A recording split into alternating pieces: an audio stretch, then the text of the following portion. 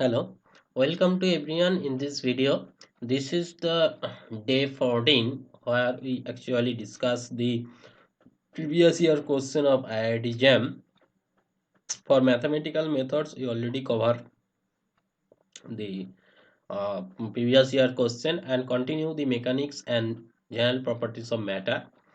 And in this video, want to discuss the question asked in 2016 of IIT JAM regarding the mechanics and general properties of matter. If you want to watch the other part of this video, you can go through the description box. Link are given there. So let's start today's question. First question says that is the consider a particle of mass m following this trajectory x equals to x naught cos omega 1 t and y equal to y naught sin omega 2 t, where x naught, y naught, omega 1, omega 2 constant appropriate dimension. The force of the particle. So this is the position vector I cap x plus j cap y, putting this value of x and y.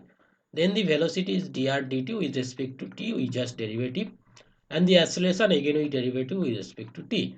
Then the force will be mass into acceleration. But if this omega 1 and omega 2 are equal, then only you can write this as a acceleration equals to minus omega square r, that is towards the central. This negative sign denoted the towards the central. So this is the central force if these omega 1 and omega 2 are equal. So answer is option A is the correct answer of this question.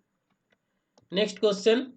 A particle is moving in a plane with constant radial velocity. That is the towards the radial, the velocity will be 12 meter per second, and constant angular velocity, that is the omega, and the radius is 8. Then you can find out the cross radial, that is the tangential velocity will be r omega, that is r is 8 and omega is 2, that is 16 meter per second. So the resultant velocity of these two component will be root under vr square, that is the radial velocity, and the v theta square, that is the cos radial or the tangential velocity. So 12 square plus 16 square, if you take the 4 as a common, you will be get the 3 square plus 4 square, that is 5. So 20 is meter per second is the answer of this question. Sorry. So correct answer is option B. Next question. A cylindrical rod of length L, the mass density given like that is measured from a one end, and rho is constant. The center of mass. So center of mass formula is x dm by x dm, integration x dm by dm. So dm is the mass of this slice like that, so which is rho dx. So put this value of rho, can rho naught are cancel out, the x is multiply here, and then integrating x square by 2, this is x cube by 3, and this is x and this is x square by 2. Put this value L, will we get L square by 2, this is L cube by 3L, so L square by 3, and this is L and this is L square by 2L, that is L by 2, that is 3L by 2, and this is 5 by 6 L square, so this is 5 by 9L. Option A is the correct answer. Next question says a particle travel in a medium along a horizontal linear path. The initial velocity of the particle v naught and the viscous force is proportional to the instantaneous velocity. So the viscous force, that is dv dt is minus k dm, k v, that is the velocity. So you can rearrange dv by v equal to like that. So this is v, that is velocity, is depend with time with exponentially decay. So the graph represent D is the correct answer. Next question. An incompressible non-viscous fluid is injected into a conical pipe at a fissile as schematically shown in this figure. The pressure of the orifice of the area, that is at this region, the pressure is area is A naught and pressure is V naught. Neglecting the effect of gravitational assuming streamline flow, which of the following plot correctly predict the pressure along the cone? If you go through this axis, what will be the nature of the pressure? So take this as a area A naught, and at certain distance x, the area is Ax. So from this triangle, you can see the tan pi by 4 equal to r by x, so r equals to x. So this area equals to pi r square, that is pi x square. From the continuity equation, we can say that is the area into velocity at this position equals to area into velocity at this position. From here, from this relation, you can put this Vx equal to a naught by ax into v naught. Ax is nothing but pi x square. Now from the Bernoulli's equation, the pressure part and the kinetic energy part and the potential energy part, both are equal because there is horizontal.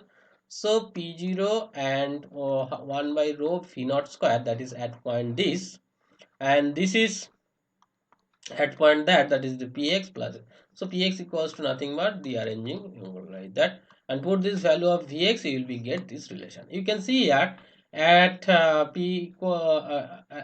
x equal to x naught, this is p naught, and if you increase this value of x, this is reduced, and this reduced means overall increases, but this increment is up to a certain level, and after that this will be constant. So option a is the correct answer. So this will be the saturation after a certain value. So option A is the correct answer. Okay.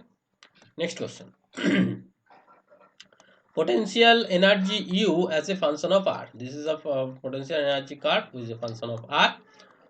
From particle M1, mass M1, energy U1, and starting from R greater than starting from here like that, and if you reduce these radius, so there will be one turning point of the particle. You can see here there is a turning point here, this u is minimum here, slope is changing, so there is only one turning point here, so option A is the correct. Velocity of the particle to increase r equals to a and reach the maximum at r equals to c. You can see here there is a potential energy constant, so the velocity will also constant. But from point A, this potential energy reduce, that mean kinetic energy increase. That's mean the velocity increase. So the velocity of the particle started increase at r equals to a and reaches maximum r equals to c, and then decay. Okay, so option B also correct. Then the velocity at particle r equals to a and r equals to b are equal. You can see here these 2 points where the potential energies are same, that is 0. Since the potential energy same, then the kinetic energy also same. So the velocity at these 2 points also equal. So option C also correct. Then the particle gets bounded if they elastically collide with the stationary particle at mass m2 at r equals to c. At this position, if it is connecting, the imparting momentum greater than to this. So this is also correct of this correct option of this situation.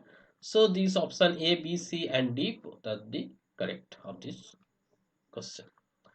Next question: the particle moves in a circular xy plane centered at the origin.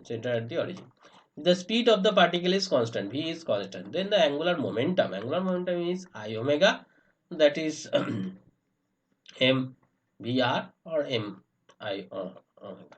Okay, now if you take origin at a constant, so the r from r, this r vector and this velocity here, so omega is perpendicular to this plane, so direction will be also constant, and magnitude you can see also constant. Magnitude is constant, there is no problem, but the direction also constant. So option A is the correct.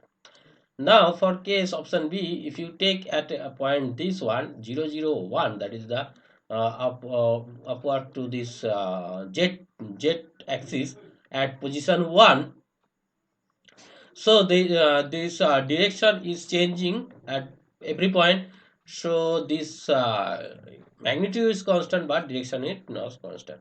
So option C is wrong, option D is wrong, option A and B are the correct of this question. Okay, so this is all about me. This is my contact detail. You can connect me with this Telegram channel, and this is my YouTube channel details. Go to this channel, we get different physics related video, some mathematics.